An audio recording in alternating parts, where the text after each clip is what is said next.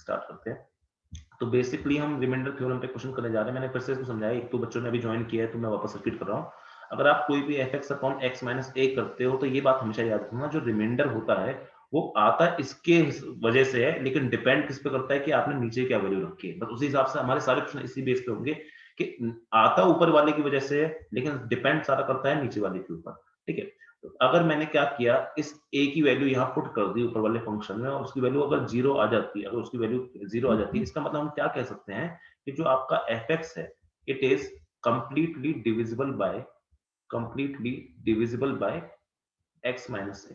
It is completely divisible by x minus. साफ सी बात है, इसमें ऐसी कोई बड़ी चीज तो मैंने नहीं बताई कि भाई मैंने क्या किया, इसमें अगर x a की वैल्यू पुट कर देता हूँ, उसकी वैल्यू 0 आ जाती है, दिस मींस कि ऊपर वाला नंबर क्या है, it is completely divisible by आपका x माइनस ए। क्वेश्चन के रूप में देखें तो बहुत सिंपल सा एक क्वेश्चन यहाँ से पूछा गया है, इसको आप दूसरे तरीके से भी कर सकते हो। एक्स स्क्वायर, जितने भी क्वेश्चन हम करने जा रहे हैं, याद रखना मैं आपसे क्या पूछने वाला हूँ, इन सब में बस एक ही बात पूछूंगा आपसे, और वो होगी कि मुझे ये निकाल के बताओ कि रिमाइंडर क्या होगा। जितने भी क्वेश्चन हम थोड़ी देर में अगले 5-10 मिनट में करने वाले हैं रिमाइंडर थ्योरम के ऊपर, आपको बस ये याद रखना है कि मुझे रिमाइंडर निकाल के बताना है, रिमाइंडर क्या निकल के आएगा।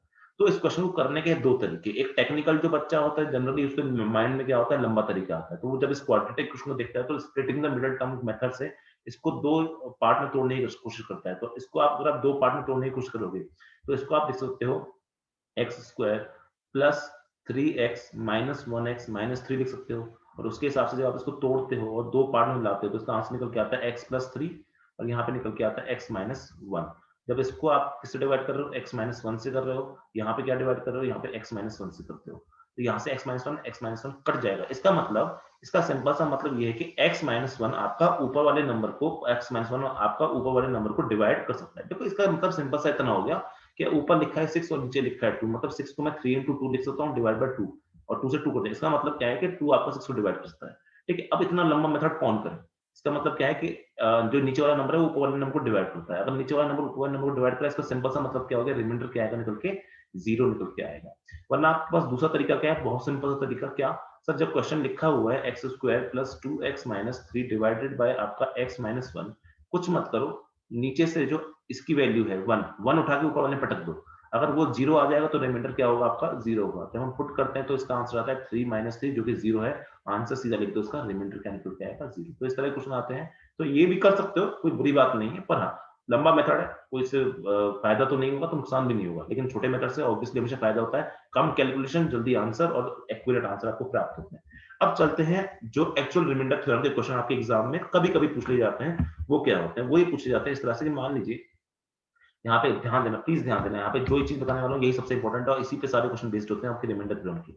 ए लिखा हो यहाँ पे, कोई एक नंबर है आपका, और यहाँ पे साइन लगाओ, कोई भी प्लस लिखा हो, चाहे माइनस लिखा हो, चाहे डिवाइड लिखा हो, चाहे मल्टीप्लाई, कुछ भी लिखा हो यहाँ पे, ठीक है, कुछ भी लिखा हो, और यहाँ पे क्या लिखा है, बी लिखा है, ठीक है, ये इन चारों सिंबल के अलावा कोई और सिंबल तो यूज करेगा नहीं। और मैंने क्या कर दिया, इसकी पावर एन कर दी, कभी कभी इसकी पावर एन भी कर देता है, तो इसकी पावर एन लगा दी, और इसको डिवाइड कर दिया हमने, इसको डिवाइड कर दिया आपके किसी एक्स से डिवाइड कर दिया, ठीक है। अब मैं क्या बोलता हूं कि आप एक काम करना, हमेशा ए को एक्स से डिवाइड करना अलग, एन को भूल जाओ, जो एन लिखा है इसको भूल जाओ एक मिनट के लिए, ए को एक्स से डिवाइड करना।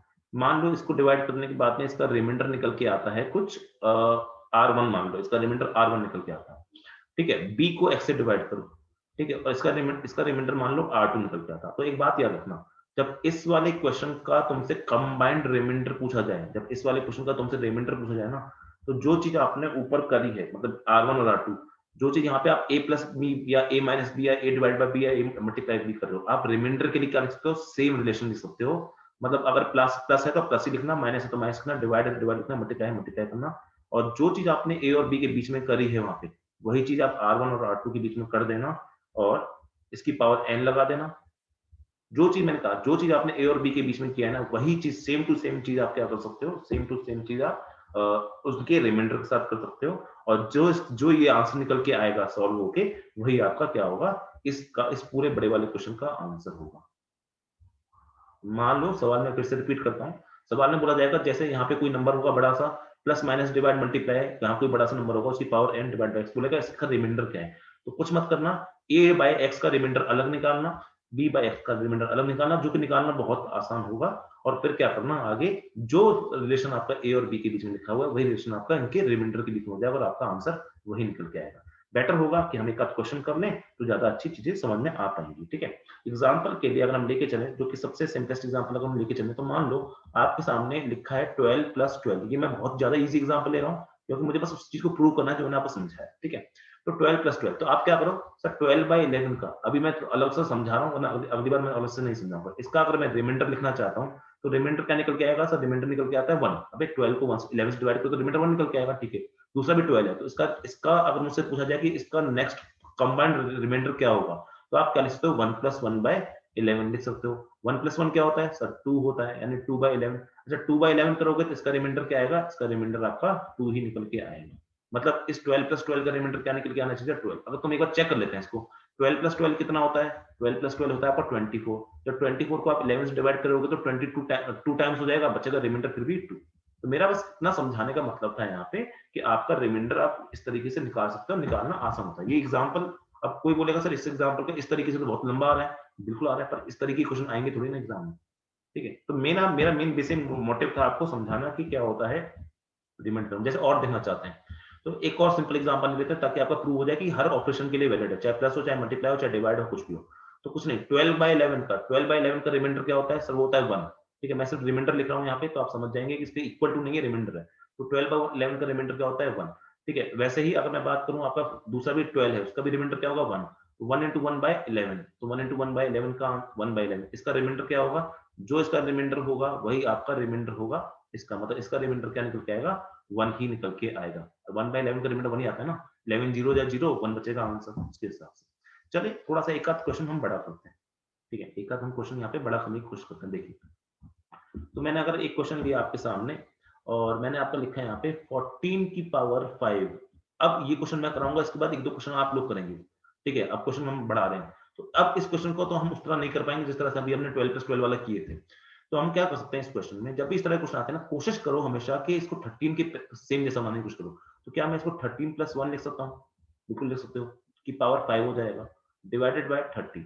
अब मैंने आपको वहां पे क्या समझाया था कि भाई ये इसको ले लो a, इसको ले लो b, और ये हो गया आपका x। तो a/b का रिमाइंडर क्या हो जाएगा, मतलब आपका 13/13 का रिमाइंडर क्या हो जाएगा सर, वो हो जाएगा 0। जो साइन बीच में होता है वो साइन का साइन रहता है। अब मैं रिमाइंडर की बात कर रहा हूँ यहाँ पे। ठीक है, 1/13 का रेशियो क्या हो, रिमाइंडर क्या होगा सर, 1 ही होगा। 1/13 करोगे तो 1 ही आएगा ना, और उसकी पावर क्या कर दो, उसकी पावर कर दो 5, उसकी पावर क्या कर दो 5 डिवाइडेड बाय 13। अब आपको इसका जो रिमाइंडर है ना वही आंसर होगा। देखो 1 की पावर 5 क्या होता है, 1 ही होता है, और 1/13 का रिमाइंडर क्या आएगा, 1 ही आएगा। मतलब आखिरी आंसर क्या है आपका, 1 है। वरना आप उसको निकाल के सोचते रह जाते हो और फिर जिंदगी में वो क्वेश्चन ना होता। ठीक है, चलिए अब आप लोग अपने जो भी मोबाइल है, जो भी चीज पे आप लिख रहे हो, जो जिस पे भी टाइपिंग करनी है आपको, अपने हाथ तैयार रखें और अगले आंसर अब आप लोगों को करने हैं। देखते हैं आप लोगों के आंसर सही निकल के आते नहीं आते। मान लो क्वेश्चन मैंने दिया आपको a+1 की power n divided by a, बताइए इसका रिमाइंडर क्या निकल के आएगा। a+1 की power n divide by a का रिमाइंडर क्या निकल के आएगा। वैसे तुम अगर ध्यान दो ना, इसके ऊपर मैंने वही क्वेश्चन लिखा हुआ है, बस मैंने ये इसको जनरल टर्म्स में लिख दिया, इसको मैंने नंबर के टर्म्स में लिखा हुआ है। बहुत आसानी से, बहुत सिंपल तरीके से आप इसका आंसर कर सकते हो, कुछ भी मैंने तकलीफ नहीं होनी चाहिए, इस तरह से बता दिया है आपको। ठीक है, 2 हो गया, इसको हम 3 कर लेते हैं पेज नंबर, इसका हम पेज नंबर 4 कर लेते हैं। चलो, तो आंसर आ रहे हैं काफी बच्चों के, मुझे खुशी हो रही है बात देख के कि भाई सबका आंसर 1 निकल के आ रहा है आपका। उज्जवल जी का आंसर 1 है, आयुष जी का आंसर 1, बजनी जी का आंसर 1, भूमिका जी का आंसर बिल्कुल 1 है। सोचने वाली बात है सर, a/a क्या हो जाएगा, 0। ठीक है, 1/a क्या हो जाएगा, 1। ठीक है, डिवाइड बाय a, उसकी पावर n, अरे 1 की पावर n तो हमेशा बेटा 1 ही होती है, तो 1/a का रिमाइंडर क्या निकल के आएगा, 1 ही निकल के आएगा। आंसर क्या हो जाएगा, 1। याद रखना, ये इक्वल टू नहीं लिख रहा हूँ, ये सब रिमाइंडर निकाल रहा हूँ, हर बार लिखने की जरूरत नहीं होनी चाहिए। मैं आपको स्टार्टिंग बोल चुका हूँ कि यहाँ पे जितने भी क्वेश्चन हम करने जा रहे हैं वो सब के सब क्या है, रिमाइंडर निकालने के ऊपर। तो देखो यही होती है रिमाइंडर थ्योरम, और रिमाइंडर थ्योरम में कुछ है नहीं। तो एक आध क्वेश्चन कर लेते हैं हम, ताकि अगर कोई क्वेश्चन में डाउट हो, आपका किसी भी तरह का मन हो, तो हम यहाँ पे समझ पाए। तो देखो नेक्स्ट क्वेश्चन कर लेते हैं, देखते हैं इसमें किसका आंसर सही निकल के आता है। आपको क्वेश्चन है आपका कि 18 की पावर 15 प्लस 4 डिवाइडेड बाय, आपका यहाँ पे लिखा है 17। ठीक है, 18 की पावर 15 प्लस 4 डिवाइड बाय 17। एक बात तो आपको समझ में आ गई होगी, समझाते समझाते इस वाले सवाल से एक चीज और समझ में आ गई होगी। गलती से भी अगर ऊपर आपका a+1 लिखा हुआ है और पावर कुछ भी हो जाए और नीचे a लिखा हुआ है, तो उसका रिमाइंडर तो हमेशा 1 निकल के आएगा। ठीक है, उसका रिमाइंडर तो हमेशा क्या निकल के आने वाला होगा, 1 ही निकल के आएगा। इतना तो मेरे ख्याल से समझ आएगा। Sir what if a is 1, what if a is 1, अरे बेटा ऐसे नहीं देते ना, हम ऐसी वैल्यू नहीं देते कि भाई जनरल वैल्यू जो दी जाती है वो इस तरह से नहीं दी जाती ना, समझ गए? तो तुम बोलना चाह रहे हो, बिल्कुल सही बोल रहे हो, ठीक है। व्हाट इफ ए इज, ऐसे एक्सेप्शन नहीं लेना ना, ठीक है। जनरल वैल्यू की बात होती है, वहां पे एग्जाम में आपके लिख देगा ऐसा, एग्जाम में आपके अक्सर लिख देगा। एक सेकंड, रुको रुको रुको रुको, तुम क्या बोला तुमने? तुमने बोला what is a is 1, okay ले लो ए इज 1 को, ठीक है। तुमने बोला आयुष जी बोल रहे हैं व्हाट इफ इज, अगर आप 1 रखोगे तो यहाँ 1 + 1 की पावर n बनेगा ना, और यहाँ पे डिवाइड बाय क्या हो जाएगा, 1 हो जाएगा, ठीक है। तो यहाँ पे 2 की पावर n हो जाएगा, ठीक है, बात सही है आपकी। तो यहाँ पे आपको क्वेश्चन में लिख के देगा मेरे ख्याल से कि a की value is not equal to 1, सही है। आपका डाउट को जेन्युइन डाउट था, बहुत अच्छा डाउट था, मजा आया सुन के आयुष जी, ठीक है। अब सुनो, ठीक है। तो उस टाइम में आपका आंसर 0 हो जाएगा। अगर आपका a 1 हो गया तो उस टाइम पे आंसर 0 हो जाएगा, ठीक है। फिर तो क्वेश्चन करने की जरूरत ही नहीं हुई, फिर तो क्वेश्चन करने की जरूरत, अगर यहाँ पर a 1 हो गया तो फिर तो क्वेश्चन करने का जरूरत ही नहीं है, क्योंकि दुनिया में हर नंबर को a डिवाइड कर सकता है। आपकी बात सही है आयुष जी, लेकिन हाँ, क्वेश्चन में दे रखा होगा a 1 नहीं होगा, या फिर अगर 1 हो गया तो फिर हमेशा ही आंसर 0 ही आएगा, फिर तो क्वेश्चन क्या करना है, ठीक है। चलो यहाँ पे करते हैं। तो मैंने क्या बताया था कि अब देखो इतना दिमाग तो आपके आ गया कि यहाँ पे क्या है, 17 का +1 लिखा है, 17 + 1 की पावर 50, तो उसका आंसर तो 1 आएगा, +4/17 डायरेक्ट करो ना जल्दी जल्दी। 18 को करोगे तो 1 आएगा, और 4 को करोगे तो 4 ही आएगा, तो यहाँ से आंसर क्या आ जाएगा, 5/17। 5, अब देखो जल्दी करने का तरीका बताता हूँ। अगर ऊपर वाला नंबर नीचे वाले नंबर से छोटा है ना, अगर ऊपर वाला नंबर नीचे वाला नंबर छोटा है तो आंसर वही आ जाएगा ऊपर वाला, इसका साफ सीधी बात है। अगर ऊपर वाला नंबर नीचे वाले नंबर से छोटा है ना, तो रिमाइंडर वही आ जाता है जो आपका ऊपर लिखा होता है, क्योंकि उसको करने के लिए उसको 0 मल्टीप्लाई करना पड़ेगा, जो कि सिंपल सी बात है कि हम वही क्वेश्चन लिख देंगे। चलिए एक क्वेश्चन और कर लेते हैं।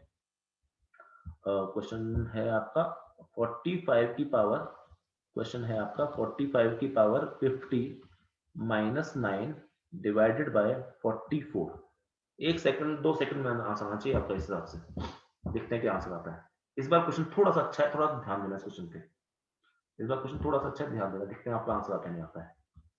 45 की पावर 50 -9 अपॉन 54 अपॉन 44 करो, तो इसका आंसर क्या आएगा? यहाँ पे थोड़ा सा एक चीज समझाने लायक होगी, इसलिए क्वेश्चन भी कराया है आपको। देखते हैं आप आंसर आता है नहीं आता है।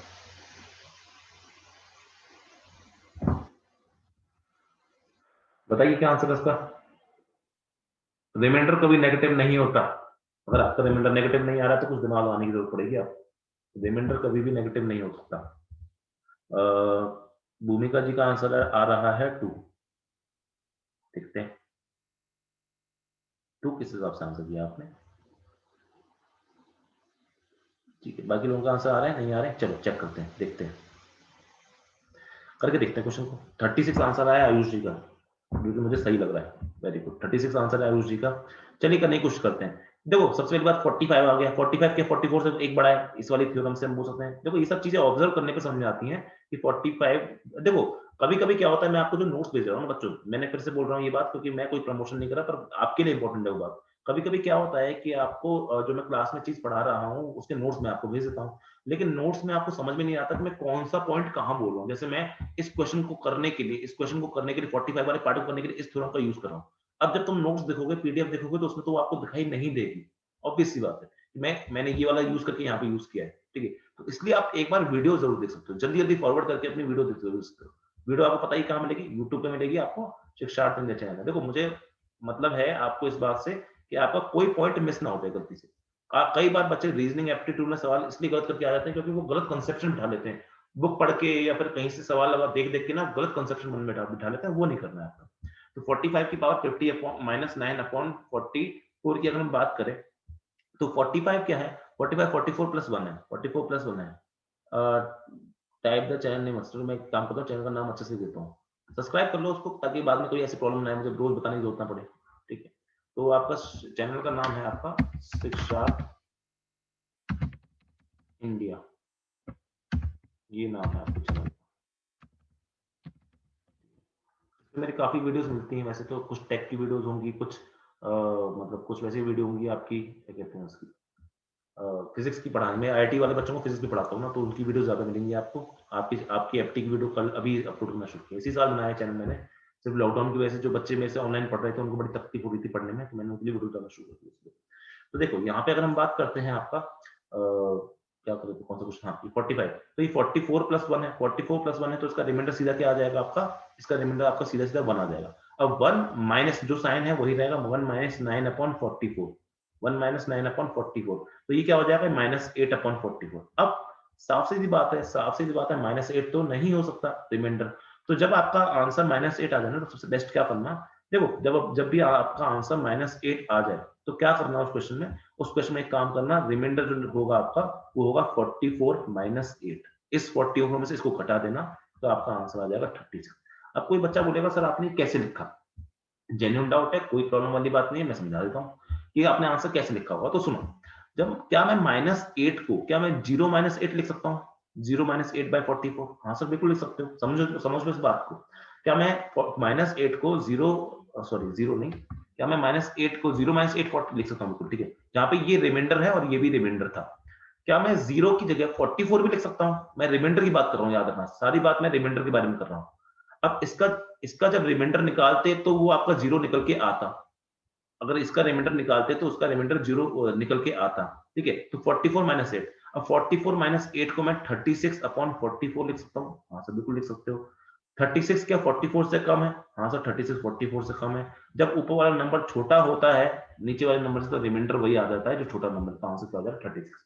तो ये तो इसका एक्सप्लेनेशन था, ये तो इसका एक्सप्लेनेशन था कि अगर ये क्वेश्चन होता तब आप क्या करते हैं, तब आप ये वाली चीज करते, तब आंसर -8 आता, पर ये दोनों चीज सेम टू सेम है, तो मैं इसको 36/44 भी लिख सकता हूँ। मतलब क्या है आपका आखिरी, कि अगर आंसर रिमाइंडर ये जो ऊपर लिखा है वो नेगेटिव आ जाए तो कुछ मत करना, उस नेगेटिव वाले पार्ट को आप नीचे वाले में से घटा देना, आपका आंसर जो आएगा वही सही निकल के आता है, क्योंकि रिमाइंडर कभी भी नेगेटिव नहीं हो सकता, ना होना चाहिए। अगर निकल के आ रहा है तो कुछ नहीं, उसको नीचे वाले नंबर में से घटा देना। चलिए बहुत बढ़िया बात है, आगे बढ़ते हैं इसी के साथ में। चलिए एक क्वेश्चन और कर लेते हैं। क्वेश्चन है आपका, देखते हैं ये वाला क्वेश्चन आप कर पाते हो नहीं कर पाते हो। ये है आपका, चलो एक काम करते हैं, चलो क्वेश्चन तो अच्छा से लेता हूँ कोई। 43 की power 45 plus 5 divide by 44 plus 5 divide by 41, बताइए इसका आंसर क्या होगा, इसका रिमाइंडर निकाल के बताइए क्या होगा। 43 की पावर 45 प्लस 5 डिवाइड बाय 44, बताइए इसका आंसर क्या होगा। देखो जो माइनस प्लस का कंसेप्ट मैंने बताया ना, कि आखिरी आंसर में लगाना, ये बीच में मत लगा देना कहीं पे, बीच में लगाने से कोई फायदा नहीं होगा आपको।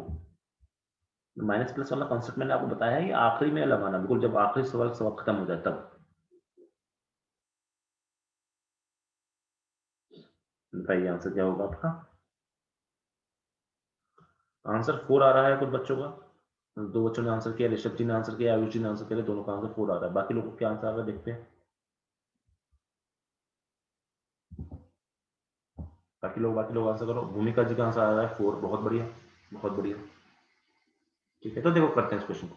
तो इस बार क्वेश्चन में थोड़ा सा फर्क है, इस बार ना ऊपर आपका a+1 नहीं लिखा, a-1 लिखा है, ठीक है, a-1 लिखा है, a-1 अपॉन आपका a लिखा है, और इस यहाँ पे आपकी पावर n लगी हुई है, ठीक है। तो एक बात याद रखना इसमें, ठीक है, एक बात याद रखना कि जब a-1 है तो इसका आंसर क्या आ जाएगा आपका। चलो एक काम करता हूँ, मैं आपको एक चीज बताता हूँ यहाँ पे, एक बात याद रखना, इसका अगर आपको रिमाइंडर निकालना है ना, तो मैं इसको एक डायरेक्ट ट्रिक बता रहा हूँ आपको। इसका जब भी आपको रिमाइंडर निकालना है, क्योंकि इस क्वेश्चन को काफी बच्चों ने अपने आप ही कर लिया है, बसमीन जी ने आंसर कोड दिया, शैलेश जी ने आंसर कोड दिया, वेरी गुड। तो रिमाइंडर निकालते टाइम एक बात याद रखना, अगर n आपका ऑड है, अगर n जो पावर है वो आपकी ऑड है, और अगर n क्या है आपकी इवन है, दो तरह से आंसर आते हैं। अगर n आपका ऑड है और n आपका इवन है, तो पहली बात आंसर तो -1 आना चाहिए था, ये तो बात समझ में आती है, आंसर तो -1 आना चाहिए था। लेकिन अगर पावर इवन हो गई, तुम खुद सोचो ना, अगर यहाँ पे पावर इवन होती तो -1 आंसर आना चाहिए था, -1 की पावर अगर मैं इवन कर देता हूँ, इसका आंसर क्या हो जाएगा 1 हो जाएगा। इसका मतलब कि जब भी a-1 अपॉन a हो और पावर n हो, अगर n आपका इवन है ना, तो इसका आंसर हमेशा जो रिमाइंडर निकलेगा वो क्या निकल के आएगा, 1 निकल के आएगा, ठीक है। और अगर आपका n ऑड है, अगर आपका n ऑड है, तो रिमाइंडर जो निकल के आएगा वो -1 आना चाहिए, लेकिन कभी रिमाइंडर नेगेटिव तो नहीं होता, तो आपको अल्टीमेटली आंसर क्या करना पड़ेगा, आपको a-1 करना पड़ेगा। तो ये होगा आंसर, ये नहीं होगा आंसर, क्योंकि -1 नेगेटिव आंसर है, नेगेटिव कभी आंसर होता नहीं है। लेकिन ये वाली चीज कब करनी है, बिल्कुल फाइनल आंसर में, ठीक है, आ गई होगी मेरे ख्याल से बात समझ में, ठीक है। तो जब यहाँ पे देखो, तो यहाँ पे ये भी चेक कर सकते हो, क्या 45 ये क्या है, 43 को हम क्या बोल सकते हैं, 44 -1 है, क्या 45 क्या है, ऑड है। वरना आप इतना दिमाग तो लगा ही सकते हो सर ये -1 है, तो यहाँ पे इसका आंसर क्या निकल के आएगा, -1 निकल के आएगा, प्लस 5 कर दूंगा इसको मैं, डिवाइडेड बाय 44 कर दूंगा। अब इसको सोचो, ये हो जाएगा 4/44 हो जाएगा। क्या ऊपर वाला नंबर छोटा है? हाँ सर छोटा है, तो आंसर क्या हो जाएगा? रिमाइंडर 4 हो जाएगा। बहुत सिंपल सा, बहुत आसान सी शब्दों में मैंने आपको ये सारी बातें समझाने की कोशिश करी है। तो एक इस तरह क्वेश्चन एक आप लोग करो, देखते हैं आप लोग क्वेश्चन का आंसर सही निकाल पाते हो या नहीं निकाल पाते। निकाल तो लोगे, मुझे पता है आपका। ठीक है, तो क्वेश्चन है आपका इस तरह से कि मैंने लिख दिया यहाँ पे 85 की पावर 97 माइनस 27 डिवाइडेड बाय 86। जल्दी से बता दो इसका आंसर क्या होगा रिमाइंडर का। इसका आंसर रिमाइंडर में क्या निकल के आने वाला है, जल्दी से बता दो।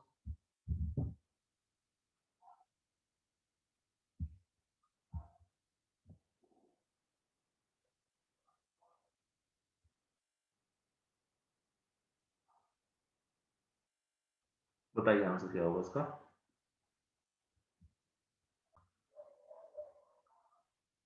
रोहित जी का आंसर 0 है, आयुष जी का आंसर 0 है, ऋषभ जी का भी आंसर 0 है। बहुत बढ़िया, तुम लोग 4-5 बच्चे जो आंसर सही है तो बड़ा मजा आता है देखने में। तो क्या है, कुछ नहीं, क्या 12 13 से एक छोटा है तो यानी -1 आएगा। ठीक है, -1 तो आएगा, लेकिन -1 की पावर इवन है इस बार, तो -1 की पावर इवन है तो 1 हो जाएगा। तो मतलब इसका क्या हो जाएगा, पहले 1 आ जाएगा। फिर यहाँ पे भी क्या है, ये -1 है तो यहाँ -1 हो जाएगा, डिवाइड बाय 13। फाइनल आंसर में करना है हमेशा जो भी करना है, 0/13। अरे 0/13 क्या होगा, आंसर 0 ही तो होगा। तो 0 को 13 डिवाइड करें तो आंसर तभी 0 आएगा। तो आंसर क्या हो जाएगा, रिमाइंडर का आंसर 0 निकल के आएगा और आंसर विल बी 0। बहुत बढ़िया। एक क्वेश्चन अच्छा, अब करते हैं कुछ एक आध क्वेश्चन। अच्छा, मतलब एक क्वेश्चन है मेरे माइंड में, और ये क्वेश्चन यूपीएससी में आया था। जो क्वेश्चन है ये यूपीएससी का क्वेश्चन है जो हम करने जा रहे हैं नेक्स्ट।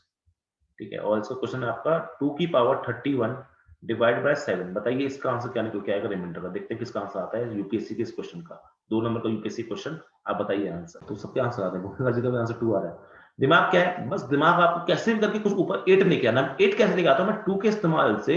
मैं 2 का के साथ क्या करूं कि मेरा 8 आंसर आ जाए। तो साफ सी बात है, मुझे 2 की पावर 3 लेके आनी है। हाँ बिल्कुल, तो एक काम करता हूँ ना, अगर मुझे 2 की पावर 3 लेके आनी है तो मैं इसको लिख सकता हूँ आपका 2 इंटू 2 की पावर 30 लिख देता हूँ उसको। ठीक है, 2 इंटू 3। मैं 30 क्यों लिख रहा हूँ, क्योंकि मुझे 3 का मल्टीपल चाहिए ऊपर मुझे 3 का मल्टीपल चाहिए, इसलिए मैं 30 लिख रहा हूँ। इसके बाद मैंने क्या किया, 2 इंटू इसकी पावर क्या कर दी, 2 की पावर 3 की पावर 10 कर दी। ठीक है, डिवाइड बाय 7 कर दिया। चलो बहुत बढ़िया। अब मैं अपनी रिमाइंडर थ्योरम लगा सकता हूँ। अभी रुक जाओ, तो क्या मैं इसको 8 लिख सकता हूँ? हाँ सर, इसको 8 भी लिख सकते हो। अब देखो हो गया मेरा काम हो चुका है। अब मैं रिमाइंडर के बारे में बात करता हूँ। सर रिमाइंडर के बारे में पहले 2 से रिमाइंडर क्या आएगा सर, 2 ही आएगा। ठीक है, इनटू 8 से रिमाइंडर क्या आएगा सर, ये 8 प्लस 1 यानी 8 प्लस 8 को क्या मैं 7 प्लस 1 लिखता हूँ यानी 1 आएगा। ठीक है, 2 डिवाइड बाय 7 इंटू ये, तो 2/7। क्या ऊपर वाला नंबर छोटा है नीचे वाले से? हाँ, तो सर इसका आंसर क्या आएगा, रिमाइंडर का 2 ही निकल जाएगा। अच्छा क्वेश्चन था, कर सकते थे, लेकिन हाँ ऐसा क्वेश्चन मैं नहीं कहूंगा हार्ड था। पर हाँ, बस दिमाग क्या लगाना है इस क्वेश्चन में, दिमाग ये लगाना है आपको एक क्वेश्चन में कि भाई आपको कैसे भी 7 के फैक्टर लेके आने, 7 के प्लस माइनस कुछ लेके आना अगर बन सके तो। जैसे एक क्वेश्चन और है आपका, ये भी क्वेश्चन यूपीएससी के दूसरे सेट में पूछा गया था।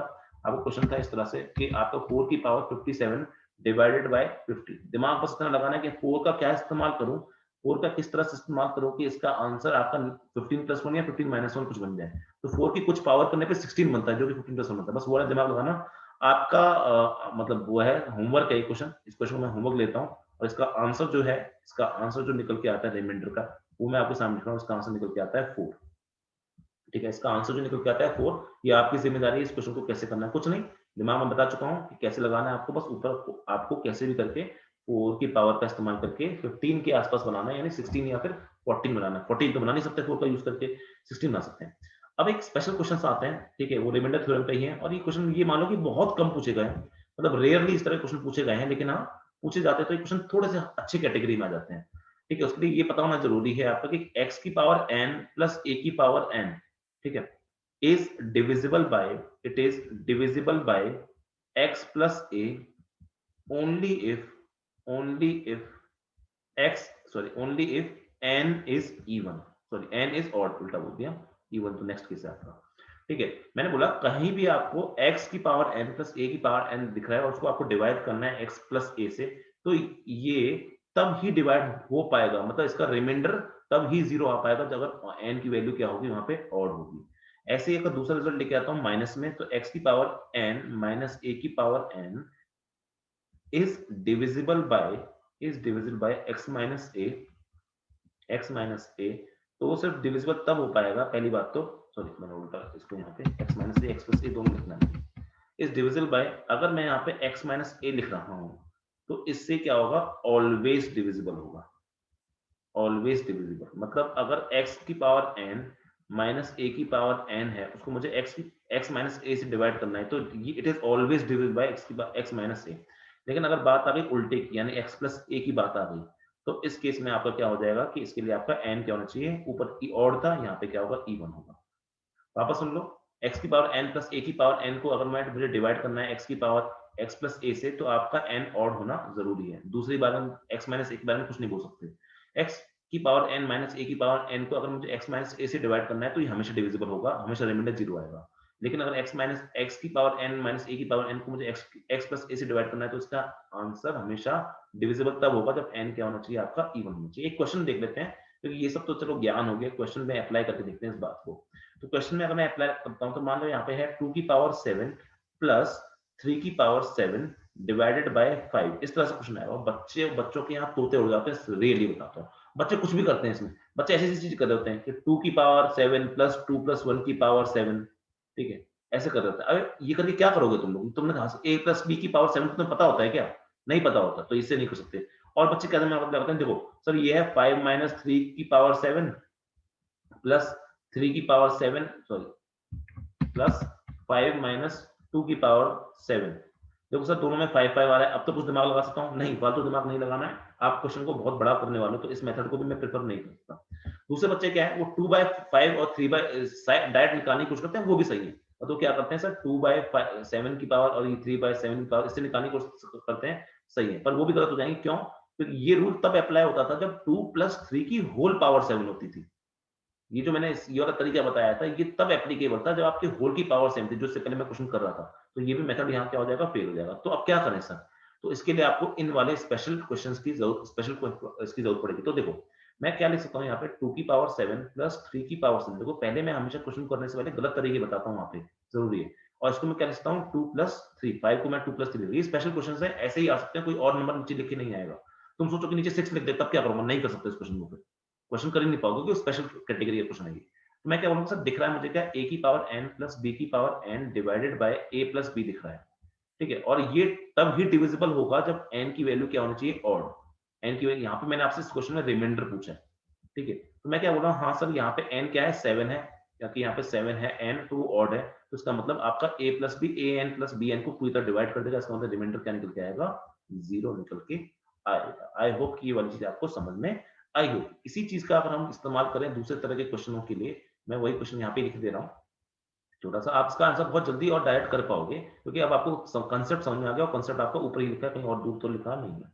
जैसे मैं आपसे पूछता हूँ 7 की पावर 15 माइनस 2 की पावर 15 डिवाइडेड बाय, अगर मैं आपसे पूछता हूँ बताओ 5, तो इसका रिमाइंडर क्या निकल के आएगा? तो क्या बताओगे तुम लोग, जल्दी बता दो, इसका रिमाइंडर क्या निकल के आएगा। और एक और क्वेश्चन देता हूँ, ठीक है। मतलब इस तरह क्वेश्चन मैंने फिर से कहा, रेयरली पूछे जाते हैं, लेकिन पूछ लिया तो इसको इसी तरीके से करना होगा, और कोई तरीका नहीं है जिससे आप इसको कर पाओ।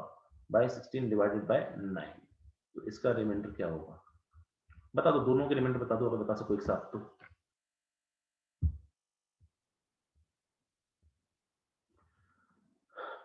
भूमिका जी आंसर कर रही है 0। हो पाए तो दोनों का आंसर एक साथ कर दो, अगर पॉसिबल है तो, वरना तो कोई दिक्कत भी नहीं है। अच्छा, दोनों का आंसर 0 है क्या?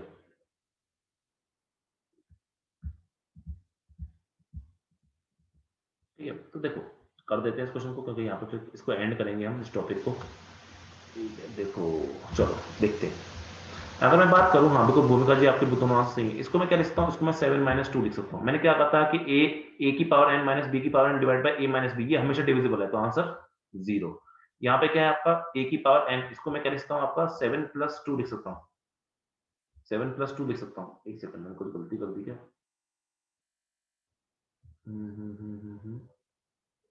तो यहाँ पे 5 आएगा, sorry sorry sorry sorry sorry, 5 आएगा। 9 भी आता तो भी 0 हो जाता, खैर 9 भी आता तब भी 0 होता, 5 होना चाहिए था, ठीक है। ठीक है, नहीं नहीं सही तो है क्वेश्चन, तो ठीक है ठीक है ठीक है ठीक है, सही है, ठीक है। तो यहाँ पे मैंने क्या बोला, इसको मैं क्या लिखता हूँ, आपका 7 प्लस 2 लिख सकता हूँ, यानी a की पावर n माइनस b की power n divide by a plus b। तो ये वाली प्रॉपर्टी लगेगी आपकी, ये वाली। क्या आपका जो n है वो इवन है? हाँ सर इवन है, तो आपका रिमाइंडर क्या हो जाएगा, 0 हो जाएगा, यानी दोनों रिमाइंडर क्या निकल के आएंगे आपके, 0 ही निकल के आएंगे। आई होप कि बच्चों रिमाइंडर थ्योरम जिसको बच्चों को भी डाउट था उसको अच्छे समझ में आया होगा। हमने कोशिश करी इसको लगभग आधे से घंटे में इसको पूरा करने की, और रिमाइंडर थ्योरम के इससे अच्छे सवाल आपको कहीं और नहीं पूछेगा। बाकी जो रिमाइंडर थ्योरम के क्वेश्चन बनते हैं वो थोड़ा सा बनते हैं एलसीएम एचसीएफ वाले चैप्टर से, उसको हम वहां पे कवर करेंगे। तो आई होप कि ये वाला टॉपिक आपको अच्छे से समझ में आया होगा। ठीक है, तो यहाँ पे ये वाला टॉपिक खत्म हो गया है, इसको हम यहाँ खत्म करते हैं। अब नेक्स्ट टॉपिक हम शुरू करने जा रहे हैं थोड़ी देर में, देखिए।